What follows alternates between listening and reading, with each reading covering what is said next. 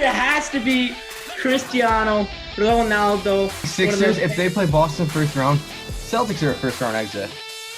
Oh They're my going gosh, you are bye. insane. And all 4 games that they lost in the ALCS were in Houston, the only place that they were cheating. Now, The same way he's been playing, it doesn't matter. If Sam Darnold has that coaching staff in that playbook, he's a better player. We saw it in the last 5 weeks of the NFL regular season last year, and we're going to see it this entire season. Hang on. Wait, Kawhi Leonard is just a tad better than LeBron James. After he welcome won the back to championship. Go Chat. Welcome back to another episode. We are on episode number 7. Welcome back to Go Chat. We are here with episode number 10. As you have seen on our Instagram, we did just hit 100 followers on that page, so we are very excited and are excited to bring you more content. And as always, we're going to start out with the GOAT of the number. I'm here with Tommy, Mike, Matt. How are all of you guys? Doing great today. I'm All right. good. We'll start with you. Who's the GOAT of the number 10? It's obviously Pele. He's the best soccer player of all time.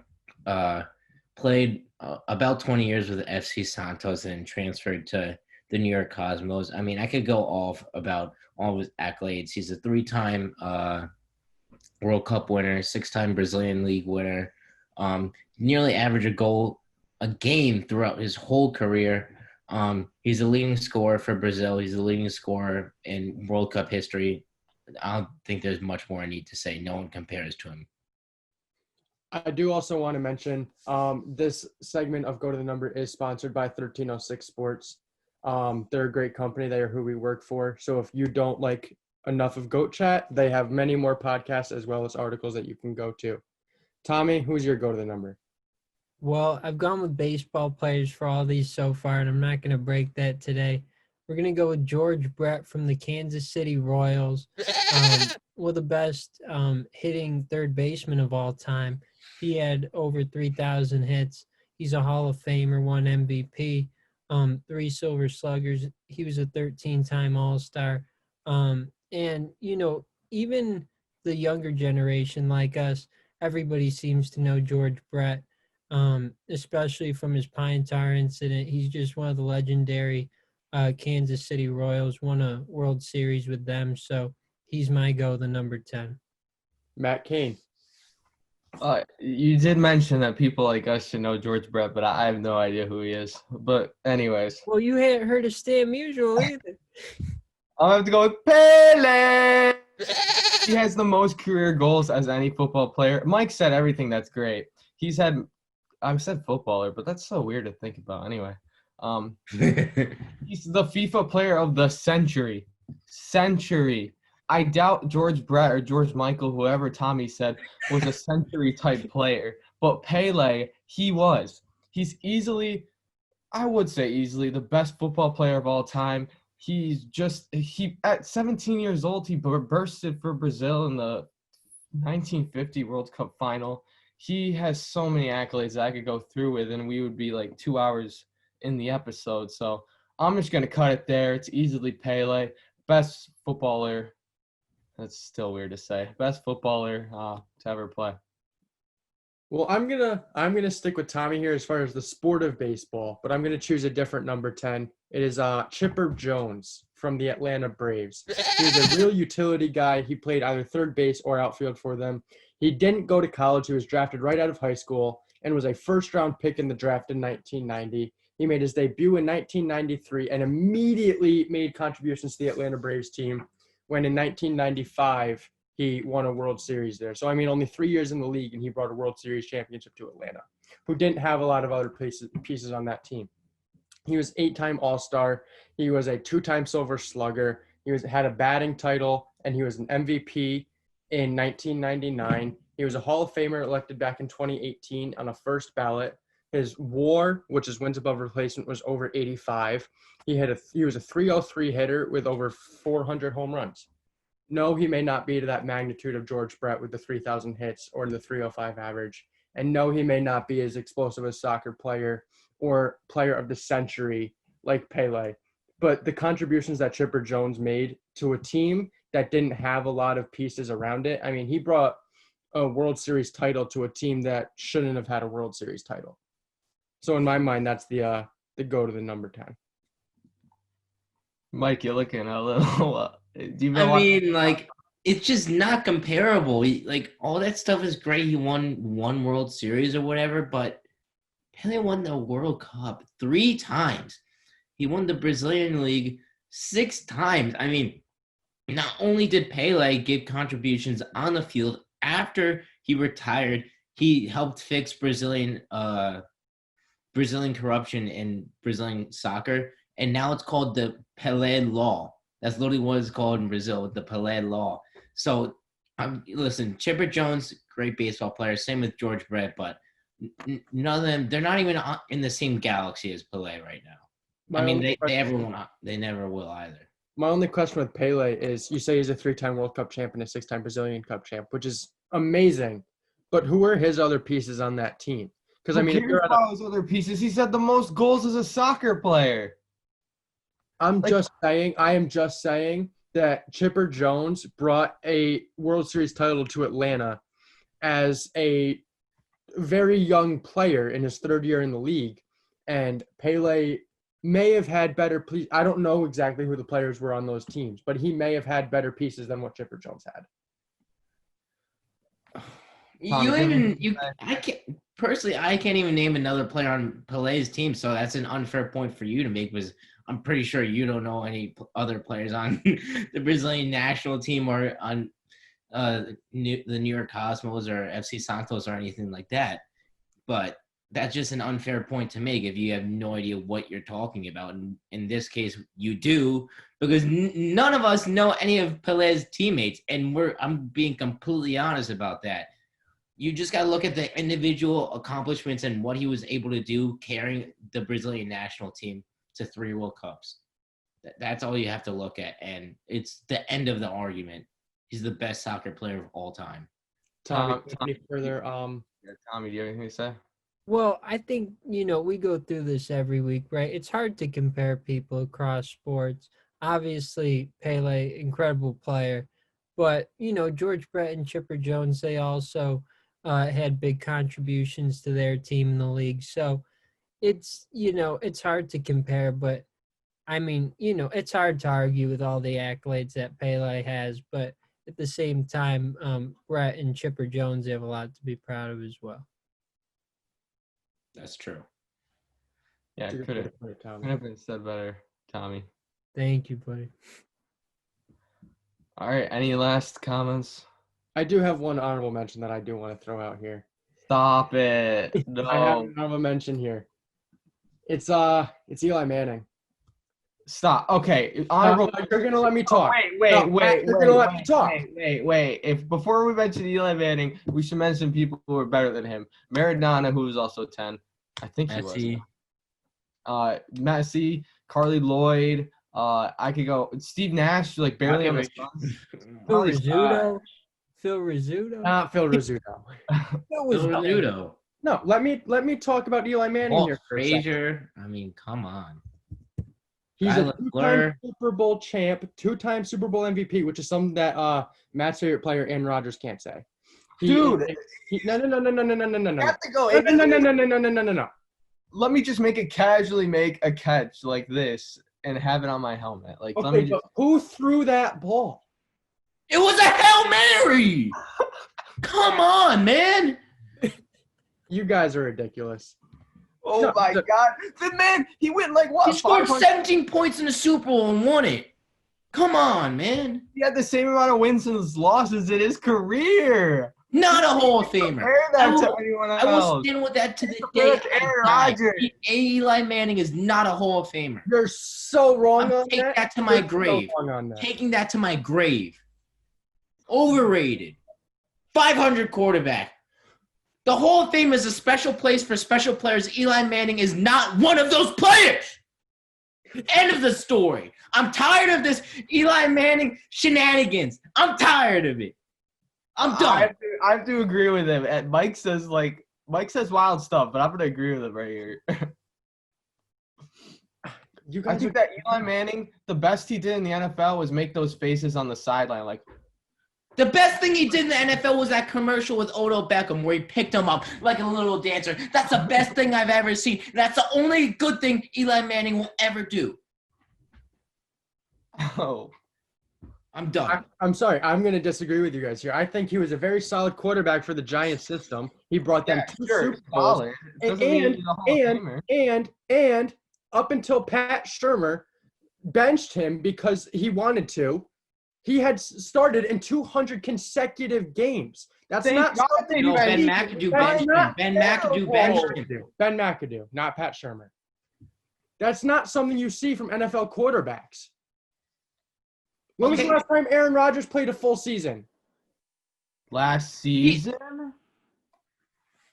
This past year? Okay, but before that he got hurt, and before that he's been hurt.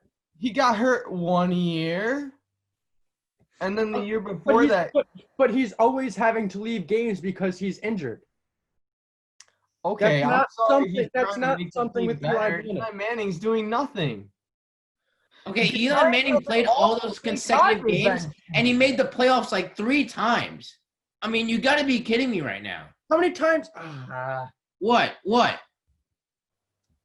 He's trying to compare Eli Manning to all these quarterbacks. It's impossible. I'm not saying that Eli is a better quarterback than any of these players. They're not even one of the best quarterbacks in the NFL. But he is an honorable mention. Also for his off the field. He's a Johnny Unitas award winner. He's a Bart Starr winner. And he's a Walter Payton Man of the Year back in 2016. You could honorable mention. As I have said, and GOAT of the number is not all about what's on the field. Yes, he was a solid player on the field, and he won 2 Super Bowls. But he also has that stuff that he's done off the field for the city of New York and for his hometown. That's the stuff that we have to take into contention with Eli Manning. Okay, but it's not enough to lift up his on-the-field accomplishments or lack of accomplishments. And I'll leave it at that. He did not do enough on the field. Eli Manning was great off the field. I'll give you that. He was a great player off the field. But he was nothing better than average on the field. I think this is a great place to end. It's kind of an extended to go to number 10. I will say I like to hear different opinions. And Connor, yes, he can be an honorable mention for number 10 if you think so. We could throw any athlete out there if you have a solid back debate on it. So Eli Manning, yes, sure, honorable mention. We'll say we'll keep it at that. But other than that, great number 10. Future Hall of Famer. All right, great. All right, great number 10s. We'll leave it at that. Next topic, we're gonna be talking about steroids in the MLB. Hey guys, welcome back to GOAT Chat. Last segment was very heated. We were talking about the number 10. Now we're going to talk about steroid use in baseball. This is a widely debated topic, obviously, and it always will be. And Connor thought of this just the other day because of the documentary that came out on ESPN about Sammy Sosa, Mark McGwire. So, guys, what do you think? Do you think that steroid users should be in the Hall of Fame? Because obviously they've done a lot for the game, but their legacies are tainted. What do you think? I'll start here. I will say yes, they should be in the Hall of Fame.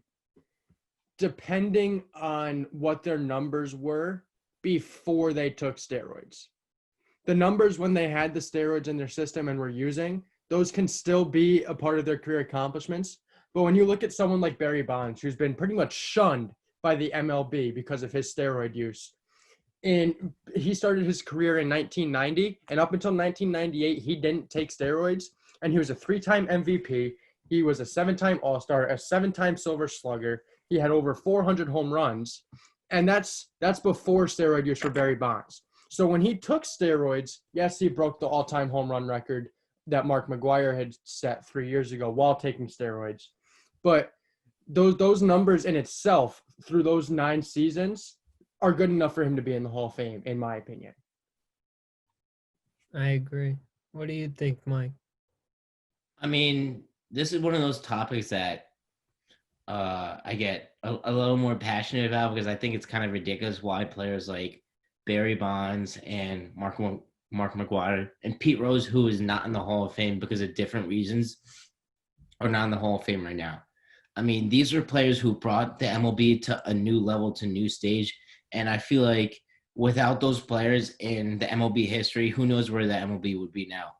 You know what I mean? They brought excitement to the game. And yes, they might have taken steroids, but at the end of the day, they still have to make contact and put the bat to the ball, right? And like what Connor said before, Barry Bonds was probably the best player in the league before he took steroids.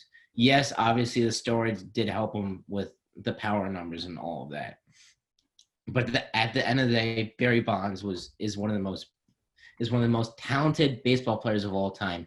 And if you're telling me these players are not in the Hall of Fame, it's just ridiculous. It's absolute blasphemy. I can't even have a conversation with you if you think that these players should not be in the Hall of Fame.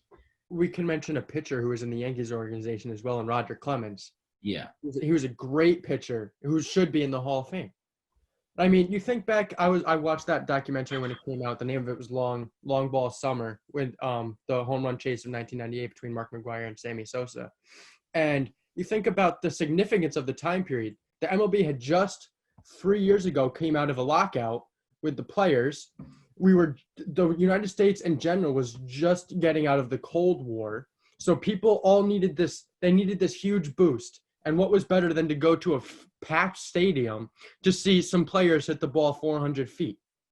It was great baseball. And that home run chase turned around baseball, because if you asked me if that home run chase didn't happen, I don't think baseball would be around today because of how bad the situation was back in the mid-90s.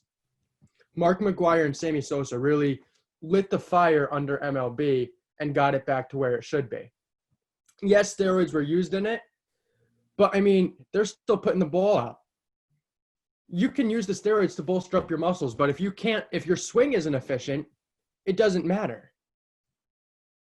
Yeah, I agree, Connor. And that's a great point, because look at where we are right now. Baseball is in one of the worst spots that's been in a long time, right? And what's going to save them this time? I mean, obviously steroids, it's not a good thing. You want the game to be competitive, but at the same time, what's going to save the game? Because home runs, they're going up every year, and it's not really like an oddity anymore. So that's a different debate. But Matt, what do you think about all this? Originally, I thought, steroids, they're bad. They're drugs. They help you, play better. So I thought that they shouldn't. But then when I looked into it more, non-biasedly, what I was thinking, and looked at the stats, I think that players, like Connor said, if they were good without the steroid use, that just because, like, if they had good numbers and things that should put them in the Hall of Fame, then they definitely should be in there. I don't think that, just because it should taint their whole legacy, what Connor said, just going off that. And I did like what Mike said too about how, you have to make contact with the ball too. It's not all the drug that is being used, but, it's just, it's tough to debate just because, it's a drug, and, it makes you better. It's illegal. And, I obviously don't like cheating, and I don't think they should use it. But then when you have to think about it, the stats, if they deserve to be in it based on what they did before the cheating, then 100% they should be in it.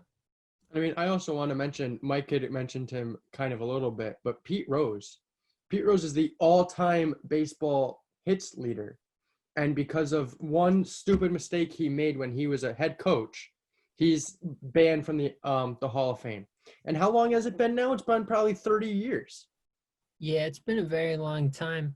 And, bringing it more to current day, and with all of this, right, people have taken steroids since he was banned, and the Astros have cheated since he was banned. And he brought this up when the commissioner gave his ruling about keeping the World Series title for Houston. And he was saying, these guys cheated. I never cheated. I never even threw games. And I'm still not in the Hall of Fame. Why is that? And Commissioner Manfred still didn't put him in. And, that's disappointing. I agree with you guys, because he's the all-time hits leader. He played the game the right way. And you said it best. He made a silly mistake when he was younger, and that cost him the Hall of Fame, which really is a shame. And about Barry Bonds, too, the all time home runs leader, he's not in the Hall of Fame. And I agree with all of what you said. He was going to be in even if he didn't take the steroids. He had the talent. And for me, that's kind of how I determine whether steroid users should be in or not. Because, I mean, you think about Alex Rodriguez, he truthfully, I think, is one of the best or the most talented players ever. And the numbers speak for themselves. He had nearly 700 home runs and over 3,000 hits. I mean, rarely will you see a player put up numbers like that with power and consistent, getting hits consistently. But and then there's guys on the other hand, like Jose Canseco had over 400 home runs. And he said himself that if he didn't take steroids, he doesn't think he ever would have reached the major leagues. So I think that's kind of how you have to look at it too. Are these guys just a product of steroids, or are they, are they really talented players? And I think with the guys you brought up, Barry Bonds and A-Rod, they are. And I think that they should be in for all their talent. I think the toughest thing about this debate is that the steroid use isn't tangible. We don't know how much the steroids help these players. So I agree with Connor that you have to go before they took steroids and you have to assess their careers from there. Barry Bonds, you could argue that his 9 years before he took steroids, he could be in the Hall of Fame with just that career. There's been like this old saying that if you're good for 10 years in the MLB, you're going to be a baseball Hall of Fame, right? 10 great years. That's what you need to get in the Hall of Fame. And Barry Bonds is going to do that. 9 years of absolute excellence. I mean, three-time MVP for someone that young. I mean, come on. I mean, Barry Bonds should be in the Hall of Fame. 100%. Just period. End of story. I mean, I don't understand how you don't see that. After the documentary came out on Sunday night, Trevor Bauer, pitcher in the MLB, went to Twitter, and all he tweeted out was Barry Bonds should be a Hall of Famer. It's as simple as that. Matt, do you have any other comments on this? I think you guys said everything right. And, just as we talk about this, I don't like steroid use. I don't approve of it. So just want to put that out there if anyone was asking or wondering. But there's well, I'm just a kid. I mean, who would be wondering? But anyways, yeah, that's all I have to say. Yeah. I mean, I would say I speak for all of us here. We all want to hear what you guys want to say. So if you guys have a different opinion or if you guys want to agree with our opinion, just leave it down below in the comments. And we would love to read what all of our viewers think about this debate. Tommy, did you have one last thing to say? Yeah, I'm sorry. I agree with you guys. But the one thing I just wanted to add was with Barry Bonds and Roger Clemens, their numbers are going up. They had about 60% of the vote last year, and you need 75% to get in. So they have 3 years left on the ballot. We'll see what happens.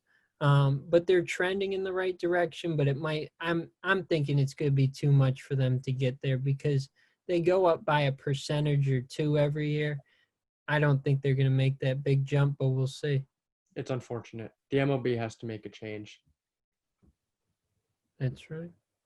It's honestly more than unfortunate. It's just an absolute disgrace to baseball. And you look at the way it's being handled now with the negotiations between the MLB and the MLBPA. I mean, Manfred is just handling it horribly. I think he's probably the worst commissioner in all of sports right now. I'm not a fan of Goodell, but he's done some good stuff with the NFL the past couple of years. Manfred is, I mean, that's a whole nother debate that we can go into. But Manfred has handled the steroid situation horribly and the current MLB horribly, and he's driving them down the drain. The MLB will not be around in 20 years if it continues on the path that it is on right now, as sad as it is to say. Baseball is not heading in a good direction. They need something like a Sammy Sosa, Mark McGwire home run chase right now.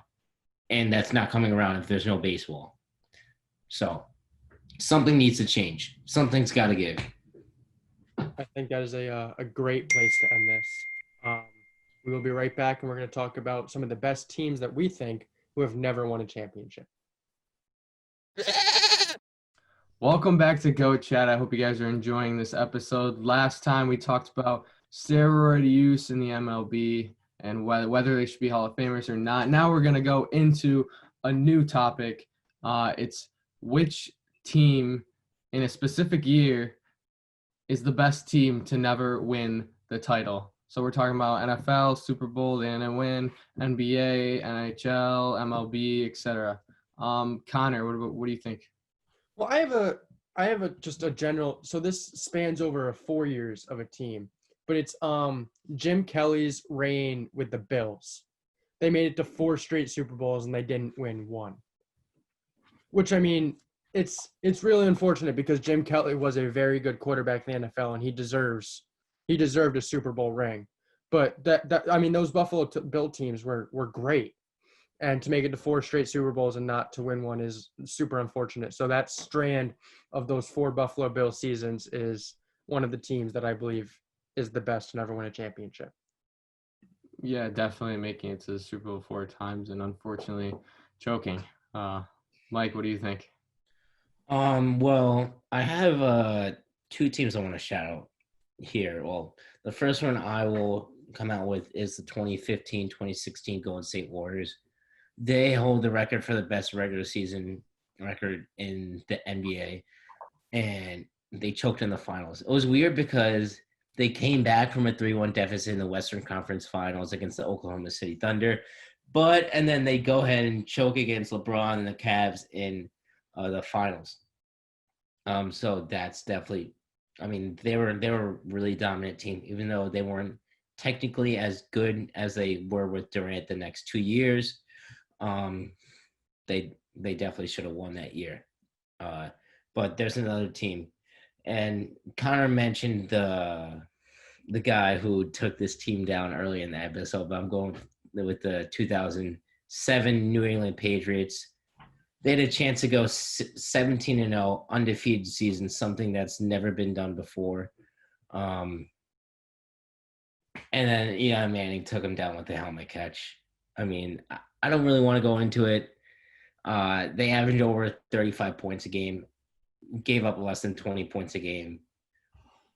Probably the best football team ever. There's not much to say about that, but yeah, one of the best football teams ever to not win the championship. Just to go off of that, because I was also going to mention them, was Tom Brady probably had one of his best seasons in the NFL. He had over 4,800 yards with 50-plus touchdowns. So that was a huge season. And Randy Moss was still on the Patriots at that time, and he had 23 touchdowns in a season, which is absolutely unheard of nowadays. So, I mean, all around that New England team was great, and Eli Manning took him down with the helmet catch. Tommy, what other teams do you got who have never won a championship that should have? Well, for me, it's going to be a team that's never won a championship in their franchise's history, but more specifically, the 2001 Seattle Mariners. They went 116-46, which is absolutely incredible. And they also set the record for the most home runs in a single season. That's since been broken by the Yankees and Twins, and the Twins currently hold it. But you look at that team, it was incredible. Ken Griffey Jr., Edgar Martinez. They were led by Lou Piniella. He was a great manager. They had so many good people on that team, and the Yankees defeated them in the ALCS.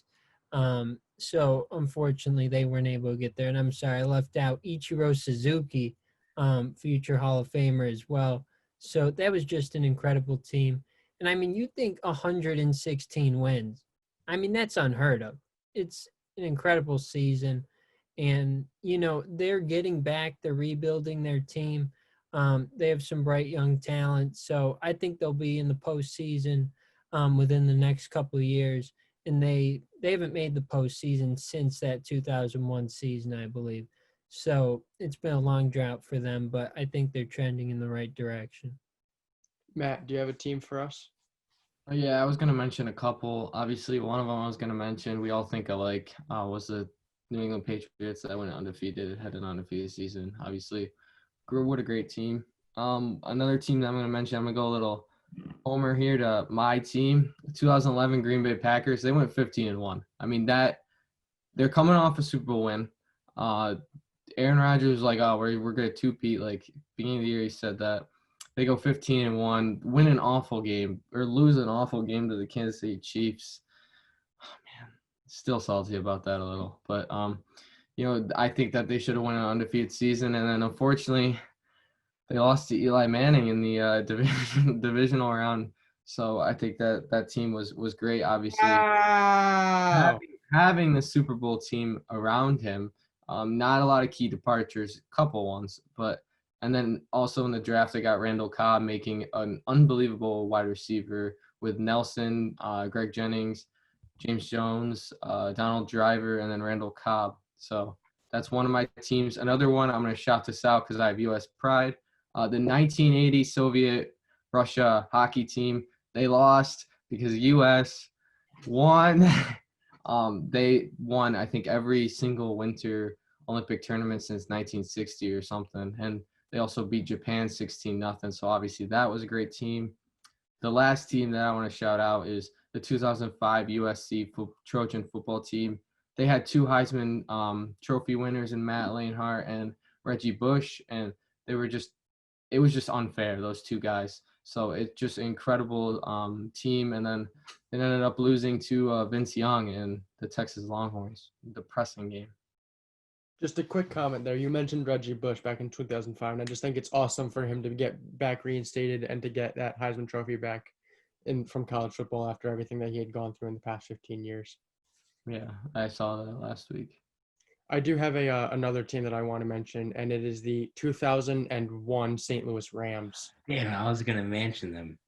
It was a team. Unfortunately, that was Tom Brady's first Super Bowl win. But they were 14-2. They were led by Kurt Warner and Marshall Faulk, and they were a perfect 8-0 on the road, which is something you don't see in any sport anywhere. Is a perfect record on the road. So I think that's a huge accomplishment. And the St. Louis Rams were a great team back in the early 2000s. And obviously they had that run there a couple of years ago. Hopefully they can turn it back around. Well, that team, it was called the greatest show on turf. It was something that the NFL has not seen before. They went into the Super Bowl favored by 14 points. The Patriots came in, and it was one of the biggest upsets of all time. And, Kurt Warner, I don't think he won a championship in his whole career because of that game, right? I don't think he did. He did make another Super Bowl with the Cardinals. And then that was another unfortunate loss for the Cardinals. That team is really good too, so shout out to them. They lost to the Steelers in the last couple seconds. But, yeah, the Rams are another great pick for a team that couldn't win a Super Bowl or championship, yeah. I was just thinking, what about the Fab Five at Michigan basketball? Yeah, that's a great pick. Chris Webber had that called the timeout that they didn't have, and then that led to what is it? Technical, right? Yeah, it's a technical shot. Yeah. Okay, so then I think they eventually lost off that. So and then Webber did win a Super Bowl, by the way, too. He did. Yeah, I thought he did. I just forgot with who. With the Rams. It was with the Rams. It was earlier in his career, right? Yeah, it was. Matt had just mentioned the USC Trojans, the football, and I think back to 2014 or 15 when the first year of the college football playoff when Ohio State wound up winning. But that Oregon team that they went up against was a great team there with Marcus Mariota leading them. So that's another great team that never wound up winning the championship. And you think back, college football always has great teams in the college football playoff who just who can't get over that hump to win that championship. So overall, I just think there's a lot of college football teams that we can't touch on that are great teams that have never won the championship. Yeah, even Clemson was pretty great this year. Going undefeated, but the ACC is pretty weak, so I'm not gonna. We could touch on that another time. One last team. I want to just mention hockey for a little bit. The 2011 Vancouver Canucks.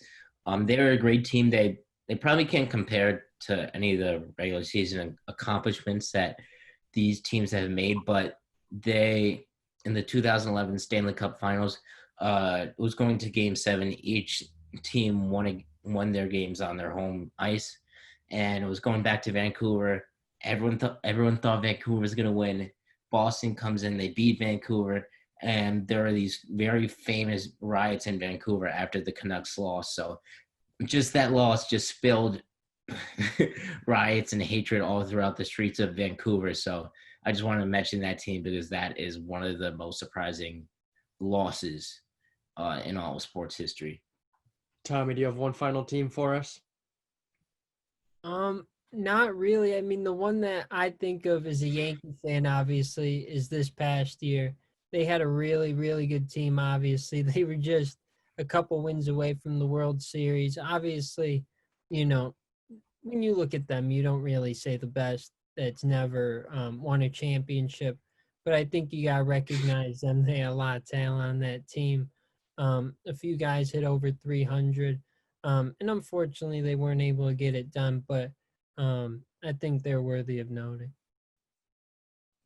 All right, I mean, the 2015 Mets too, but we'll not get into that. Yes, that was a very good team.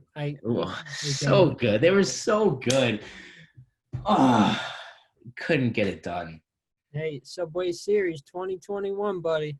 Dude, if the Mets ever meet the Yankees in the World Series, it's going to be chaos. I know. I'm ready. No chat will go live for that. We will have live. I will record the whole thing because I won't be watching. But that would be a good one. Anyone else have any final thoughts? We can wrap up the segment and wrap up this episode. Guys, thank you for tuning in. This was a rather short episode. Let us know in the comments if you like the shorter episodes or if you want us to go longer. We posted yesterday on our Instagram.